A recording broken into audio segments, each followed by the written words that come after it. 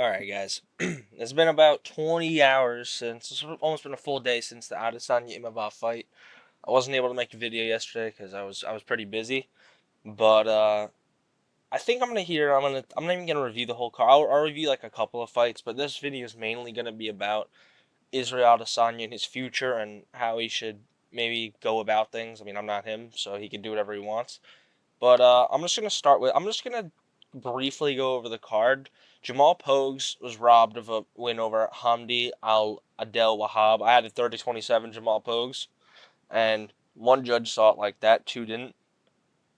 But anyway, Bogdan Grad was able to get the TKO win over Lucas Alexander, who was on top at first, and he missed weight, so he's kind of weighing on Bogdan Grad, but Bogdan Grad was able to just muscle his way on top and get a TKO.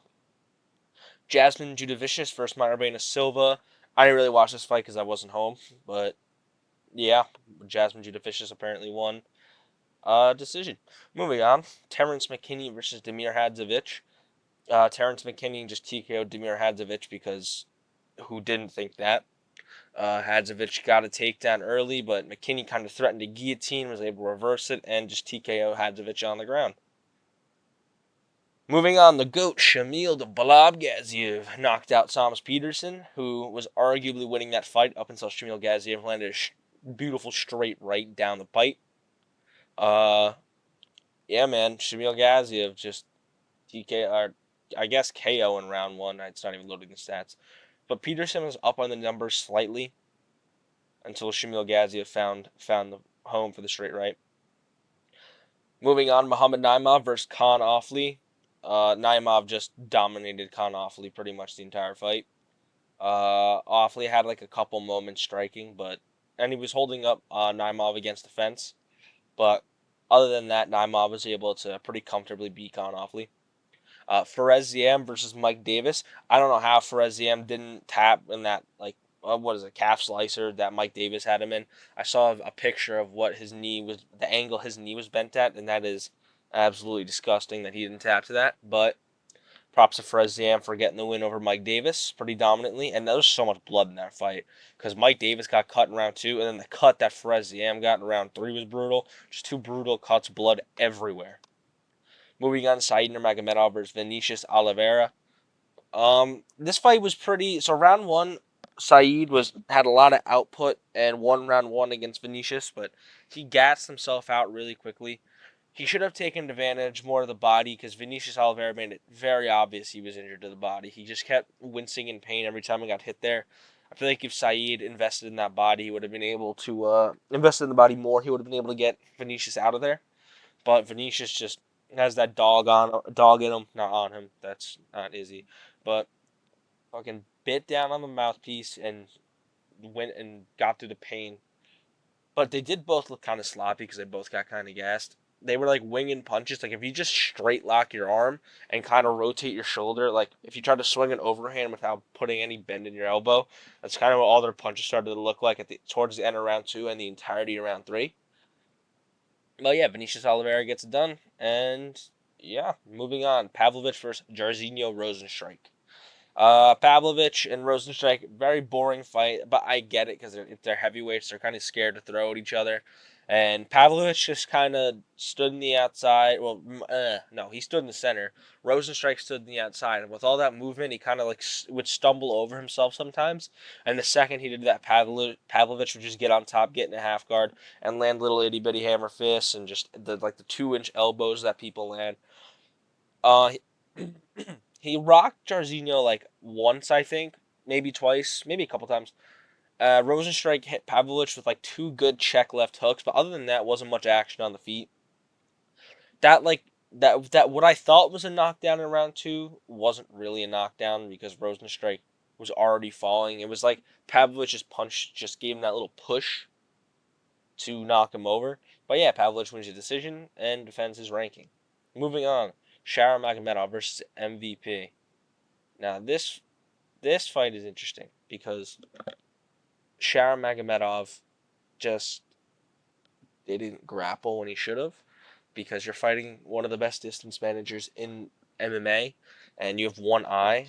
So what you should do is not not stand at range and fight. You should try to get in the pocket and take him down, honestly. But MVP was able to just stay at range, keep him at bay, and get it done. Moving on, Israel Adesanya versus Nasruddin Imavov. Now, this will be more than just a breakdown of the fight. This will be a breakdown of what what Izzy's future might look like.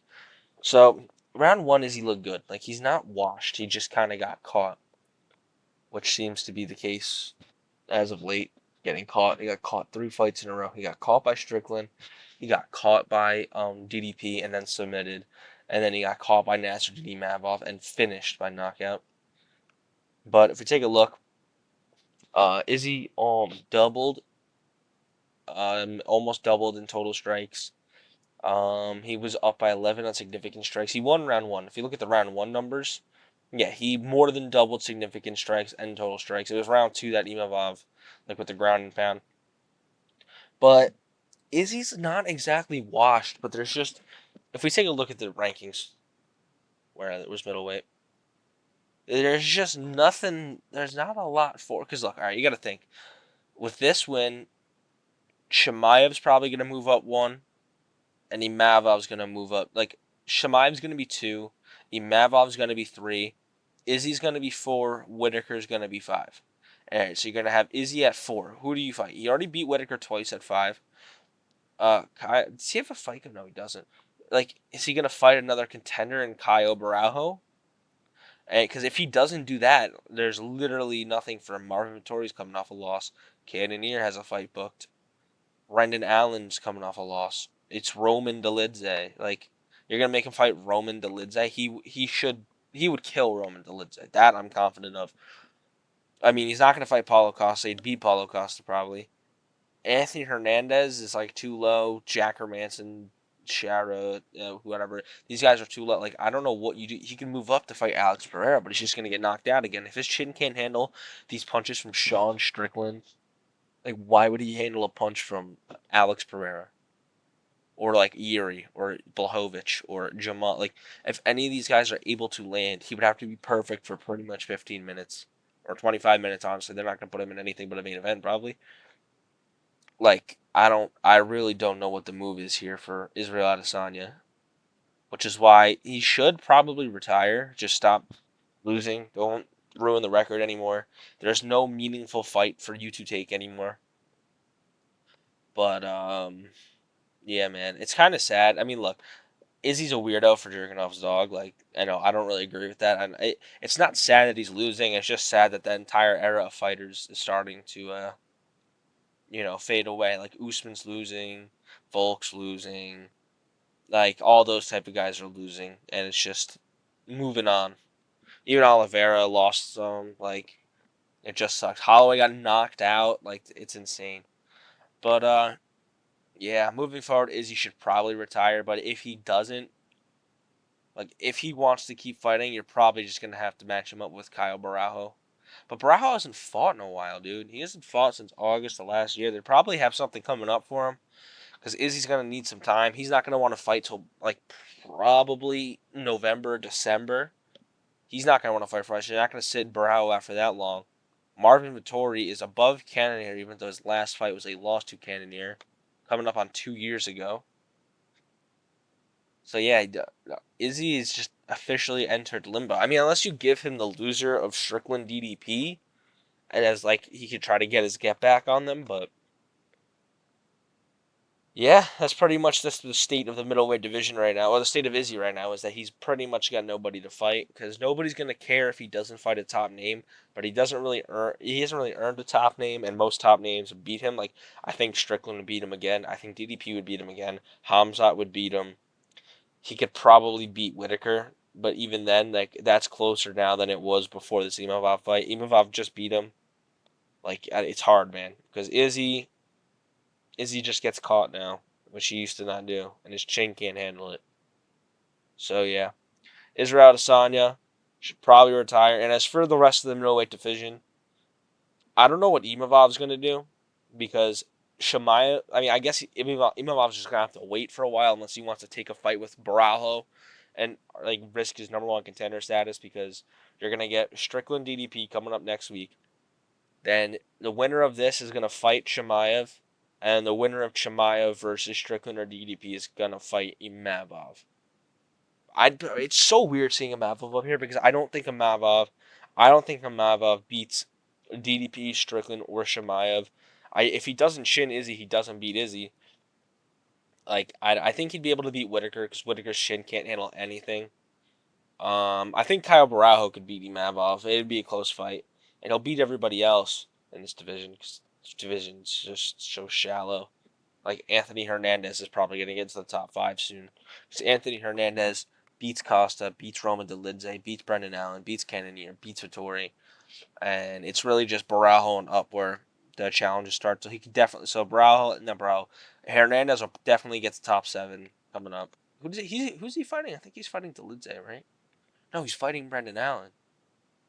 Yeah, it's perfect. He's gonna get right into he's probably gonna move above Cannonier because I think Cannonier would have to do something impressive to move up based on a Gregory Rodriguez win. But this kind of turned into a middleweight rant, I guess, a middleweight division talking about. But yeah, Israel Adesanya should probably retire. There's nothing for him. I want to make a fights to make video tomorrow, which I'll tell you what Israel Adesanya's best next fight is. His best fight is to probably hope that Alex Pereira gets knocked out so he can move up to 205 and get a Pereira that just got chinned. Like they're both coming off knockout losses. Loser's career is pretty much done. Winner moves on to trying to fight like top ranked guys again. But I don't know. Who really knows what's gonna happen with Israel Adesanya? But yeah, guys, I will see you guys probably not even tomorrow. I'll probably just upload it later today. Later today, that my fights to make video, and tomorrow I'll do a UFC 312 prediction video. But that's gonna suck because nobody cares about it. But yeah, I will see you guys in the next video. Peace.